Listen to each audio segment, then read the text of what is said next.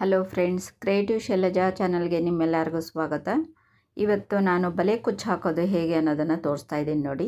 ಈಗ ಅದಕ್ಕೆ ಏನೇನು ಬೇಕು ಅಂದರೆ ನೋಡಿ, ಒಂದು ನಾವು ಯಾವ ಸೀರೆ ಹಾಕ್ತೀವೋ ಆ ಸೀರೆ, ಕತ್ತರಿ, ಗೋಲ್ಡನ್ ಥ್ರೆಡ್ಡು, ಹಾಗೆ 2 ಕಲರ್ ಇಲ್ಲಿ ನಾನು ಥ್ರೆಡ್ಡನ್ನು ತಗೊಂಡಿದ್ದೀನಿ. ಹಾಗೆ ಒಂದು ಸಣ್ಣ ಸೂಜಿ, ಒಂದು ದಪ್ಪ ಸೂಜಿ.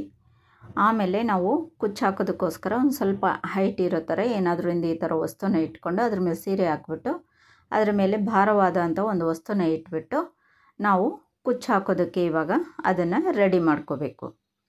ಆಮೇಲೆ ನೋಡಿ, ಇವಾಗ ಥ್ರೆಡ್ ಸುತ್ಕೊಳ್ಳೋದು ಹೇಗೆ ಅಂತ ಹೇಳಿಬಿಟ್ಟು ತೋರಿಸ್ತಾ ಇದ್ದೀನಿ. ಮೊದಲಿಗೆ ನಾವು 2 ಕಲರು ಥ್ರೆಡ್ಡನ್ನು ಸುತ್ಕೋಬೇಕಾಗುತ್ತೆ. ಒಂದು ಬಾಟ್ಲನ್ನು ತಗೊಂಡು ಅದಕ್ಕೆ ನಾವು 50 ಎಳೆ ಸುತ್ತನ್ನು ಈ ಥರ ಸುತ್ಕೋಬೇಕು. ಅಂದರೆ 2 ಥ್ರೆಡ್ ಸೇರಿ ನಾವು 50 ಸುತ್ತು ಈ ಥರ ಫಸ್ಟು ಒಂದು ಬಾಟ್ಲಿಗೆ ನಾವು ಈ ಥರ ಸುತ್ಕೋಬೇಕಾಗುತ್ತೆ. ಈ ಥರ ಒಂದು ಬಾಟ್ಲಿಗೆ ಸುತ್ತಿದ್ದಾಗಿದ್ದ ನಂತರ ಮತ್ತೆ ಇನ್ನೊಂದು ಬಾಟ್ಲು ತೊಗೊಂಡು ಆ 2 ಎಳೆ ಮತ್ತೆ ಇನ್ನೆರಡು ಎಳೆ ಆ ಥರ ತೊಗೊಂಡು 4 ಎಳೆ ಮಾಡಿ ಮತ್ತೆ ಇನ್ನೊಂದು ಬಾಟ್ಲಿಗೆ ನಾವು ಈ ಥರ ಸುತ್ತಬೇಕು. ಇದೇ ಥರ ಒಂದು ಬಾಟ್ಲಿನಿಂದ ಇನ್ನೊಂದು ಬಾಟ್ಲಿಗೆ ನಾವು ಟೋಟಲು 12 ಎಳೆ ಬರೋವರೆಗೂ ದಾರವನ್ನು ಸುತ್ತಕೊಂಡು ಆಮೇಲೆ ಆ 12 ಎಳೆಯನ್ನು ನಾವು ಈ ಥರ ಸೂಜಿಗೆ ಪೋಣಿಸ್ಕೋಬೇಕು. ಸೂಜಿ ಪೋಣಿಸ್ಕೊಂಡಿದ್ದಾಗಿದ್ದ ತಕ್ಷಣ ನೋಡಿ, ಈ ಥರ ನಾವು ಅರ್ಧ ಇಂಚಿಗೆ ಒಂದೊಂದು ಮಾರ್ಕ್ಗಳನ್ನು ಮಾಡ್ಕೋಬೇಕಾಗುತ್ತೆ. ಆವಾಗ ಎಲ್ಲನೂ ಕೂಡ ಒಂದೇ ಸೈಜ್ಗೆ ಕರೆಕ್ಟಾಗಿ ಬರುತ್ತೆ. ಇವಾಗ ಮಾಮೂಲಿಯಾಗಿ ಹೇಗೆ ನಾವು ಸ್ಟಿಚಿಂಗ್ ಹಾಕ್ತೀವೋ ಆ ಥರ ನಾವು ಈಗ ಸೂಜಿಗೆ ಪೋಣಿಸ್ಕೊಂಡಿರೋಂಥ ದಾರನ ನೋಡಿ ಈ ಥರ ನಾವು ಮಾರ್ಕ್ ಮೇಲೆ ಈ ಥರ ಹೊಲ್ಕೊತಾ ಹೋಗಬೇಕು. ಈ ಥರ ಹೊಲಿತಾ ಹೋಗ್ಬಿಟ್ಟು ನಂತರ ನಾವು ಅದನ್ನು ಇವಾಗ ಕೆಳಗೆ ಎಳೆದ್ಬಿಟ್ಟು ನಾವು ಸೂಜಿಗೆ ಹಾಕಿರೋದನ್ನು ಸೂಜಿ ಬಿಚ್ಚಿಬಿಟ್ಟು ನಮಗೆ ಎಷ್ಟು ಲೆಂತ್ ಬೇಕು ನೋಡಿಕೊಂಡು ಎಲ್ಲ ದಾರನೂ ಕೂಡ ಈ ಥರ ನಾವು ಕೈಯಲ್ಲಿ ಹಿಡ್ಕೊಂಡು ಎಳ್ಕೋಬೇಕು. ಈ ಥರ ಎಳ್ಕೊಂಡಿದ್ದ ನಂತರ ನಾವು ಇಲ್ಲಿ 5 ಇಂಚು ಲೆಂತನ್ನು ಇಲ್ಲಿ ನಾನು ತೊಗೊಳ್ತಾ ಇದ್ದೀನಿ. 5 ಇಂಚು ಲೆಂತ್ ತೊಗೊಳ್ಳೋದ್ರಿಂದ 3 ಮನೆ ಇರೋ ಅಂಥ ಬಲೆ ಕುಚ್ಚು ಹಾಕ್ಬೋದು ಇದರಲ್ಲಿ. ಇನ್ನು ನಿಮಗೆ ಹೆಚ್ಚು ಬಲೆ ಬೇಕು ಅಂದಾಗ ನೀವು ಇನ್ನೂ ಹೆಚ್ಚಿಗೆ ಉದ್ದನ ತೊಗೊಂಡು ಕಟ್ ಮಾಡಿಬಿಟ್ಟು ನೀವು ಅದನ್ನು ಗಂಟು ಹಾಕ್ಕೋಬೋದು. ಇಲ್ಲಿ ಬರೀ ನಾನು 3 ಮನೆಯ ಬಲೆ ಕುಚ್ಚು ಹಾಕ್ತಾ ಇರೋದ್ರಿಂದ ನಾನಿಲ್ಲಿ 5 ಇಂಚನ್ನು ತೊಗೊಂಡಿದ್ದೀನಿ. ತುಂಬಾ ಸುಲಭ ಇದು ಹಾಕೋದು, ಕಷ್ಟ ಆಗೋದಿಲ್ಲ. ನಿಧಾನವಾಗಿ ಕೊನೆವರೆಗೂ ಕೂಡ ನೋಡಿ ಫ್ರೆಂಡ್ಸ್, ತುಂಬ ಚೆನ್ನಾಗಿ ಅರ್ಥ ಆಗುತ್ತೆ. ನೋಡಿ, ಈ ಥರ ಎಳ್ಕೊಂಡಿದ್ದಾಗಿದ ನಂತರ ಅಲ್ಲಿ ನಾವು ಗಂಟನ್ನು ಹಾಕಿಬಿಡಬೇಕು.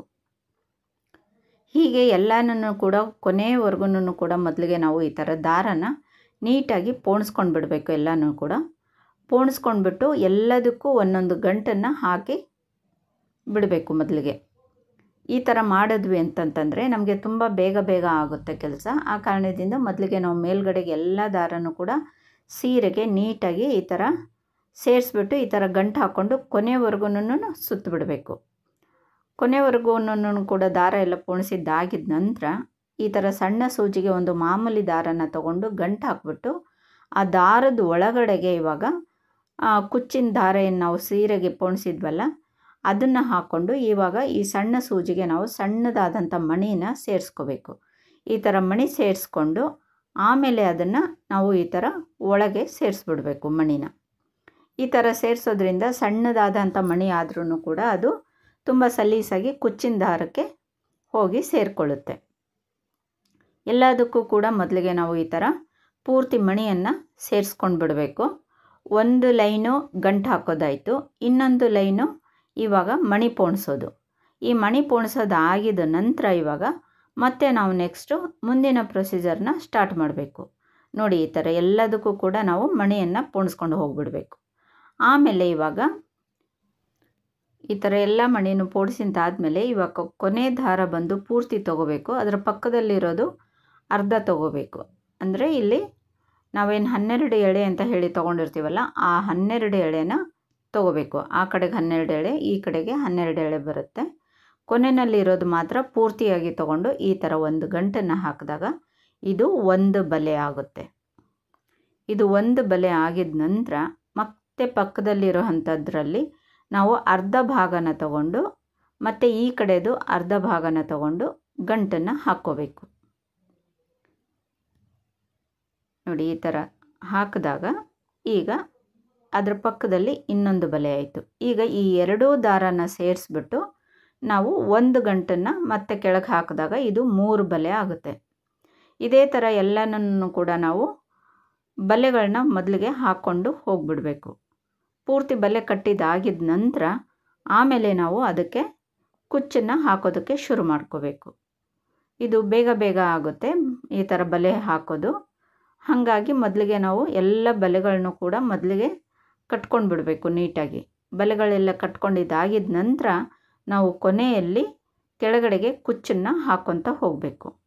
ನೋಡಿ ಈ ಥರ ಬರುತ್ತೆ. ಈ ಥರ ಬಂದಾಗ ಈಗ ಕೆಳಗಡೆಗೆ ಇನ್ನೊಂದು ಬಲೆ ಹಾಕಿದ್ವಿ ಅಂದರೆ 3 ಬಲೆ ಆಗುತ್ತೆ. ಆ ಬಲೆ ಆಗಿದ ನಂತರ ಅದಕ್ಕೆ ನಾವು ಇವಾಗ ಕೆಳಗಡೆಗೆ ಕುಚ್ಚನ್ನು ಕಟ್ಕೋಬೇಕು. ಈ ಥರ ಕುಚ್ಚು ನಮಗೆ ಎಷ್ಟು ದಪ್ಪ ಬೇಕೋ ಅಷ್ಟು ದಪ್ಪ ನೋಡಿಕೊಂಡು ನಾವು ಈ ಕುಚ್ಚನ್ನು ಕಟ್ಕೋಬೇಕು. ಇಲ್ಲಿ ನಾನು 3 ಸಲನ ಹಾಕ್ಕೊಳ್ತಾ ಇದ್ದೀನಿ ನೋಡಿ. ಈ ಥರ 3 ಸಲ ಹಾಕ್ಕೊಂಡು ಇವಾಗ ಒಂದು ಗೋಲ್ಡನ್ ಥ್ರೆಡ್ಡನ್ನು ತಗೊಂಡು ಅದಕ್ಕೆ ನೀಟಾಗಿ ನಾವು ಸುತ್ತಬಿಟ್ಟು ಅದಕ್ಕೆ ನಾವು ಗಂಟನ್ನು ಹಾಕ್ಕೋಬೇಕು. ಇಲ್ಲಿ ನಾನು 3 ಕುಚ್ಚು 2 ಕಲರ್ ತಗೊಳ್ತಾ ಇದ್ದೀನಿ. ಅಂದರೆ ಒಂದು ಕೇಸರಿ ಹಾಗೆ ಒಂದು ಗೋಲ್ಡನ್ ಕಲರಲ್ಲಿ 3 ಕುಚ್ಚುಗಳನ್ನ ತಗೊಳ್ತಾ ಇದ್ದೀನಿ. ಹಾಗೆ ಇನ್ನೂ 3 ಕುಚ್ಚು ಬಂದು ನಾನು ರೆಡ್ ಕಲರಲ್ಲಿ ತಗೊಳ್ತಾ ಇದ್ದೀನಿ. ನಿಮಗೆ ಸಿಂಗಲ್ ಕಲರ್ ಬೇಕು ಅಂತಂದರೆ ಸಿಂಗಲ್ ಕಲರಲ್ಲೇ ನೀವು ಕುಚ್ಚುಗಳನ್ನ ಹಾಕ್ಕೋಬೋದು. ಇಲ್ಲ ಡಬಲ್ ಕಲರ್ ಇದ್ದರೆ ಡಬಲ್ ಕಲರ್ ಬೇಕಾದರೂ ನೀವು ಸೆಟ್ ಮಾಡಿ ಹಾಕ್ಕೋಬೋದು. ನಿಮಗೆ ಹೇಗೆ ಇಷ್ಟ ಆಗುತ್ತೋ ಆ ಥರ ಹಾಕ್ಕೋಬೋದು ಫ್ರೆಂಡ್ಸ್. 5 ಬೇಕಾದರೂ ಹಾಕ್ಕೋಬೋದು, 3 ಬೇಕಾದರೂ ಹಾಕ್ಕೋಬೋದು. ಇಲ್ಲಿ ನಾನು 3 ಕುಚ್ಚುಗಳನ್ನ ಹಾಕ್ತಾಯಿದ್ದೀನಿ. ಇವಾಗ ನೋಡಿ ಇದು ಗೋಲ್ಡನ್ ಥ್ರೆಡ್ ಕಟ್ಟಿದ ನಂತರ ಇವಾಗ ಕೆಳಗಡೆಗೆ ಕಟ್ ಮಾಡಿಬಿಟ್ಟು ಅದನ್ನು ನಾವು ಸಮನಾಗಿ ಕಟ್ ಮಾಡ್ಕೊಂಡು ಬಿಡಬೇಕು. ಕುಚ್ಚನ್ನು ನೀಟಾಗಿ ಈ ಥರ ಕಟ್ ಮಾಡಿದ್ದಾಗಿದ್ದ ನಂತರ ನೋಡಿ ಈ ಥರ ಕಾಣುತ್ತೆ. ಇದು ಬಂದು ಕೇಸರಿ ಹಾಗೆ ಗೋಲ್ಡನ್ ಕಲರು ಕುಚ್ಚನ್ನು ಹಾಕಿದ್ದೀನಿ ಈ 3.